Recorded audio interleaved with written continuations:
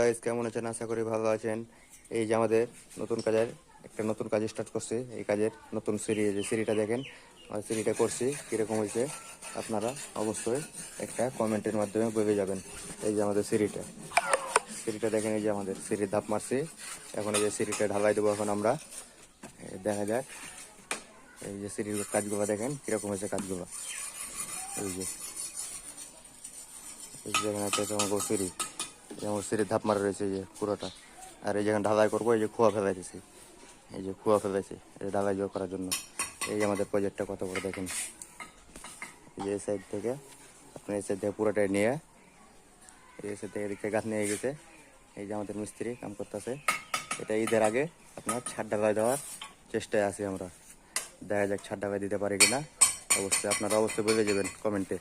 আমরা লোক আছি 7 জন মিলে এই কাজটা আমরা ছাদ ঢালাই দিয়ে যাবো আপনার। আমরা টার্গেট করছি 24 রোজায় ঢালাই দেবো।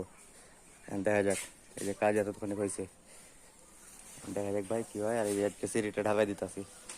এই যে এরপরে ভিডিও পাওয়ার জন্য অপেক্ষা করুন। আর অবশ্যই লাইক করে দেবেন, একটা কমেন্ট, একটা শেয়ার অবশ্যই করে দেবেন। ঠিক আছে ভাইয়া, ধন্যবাদ।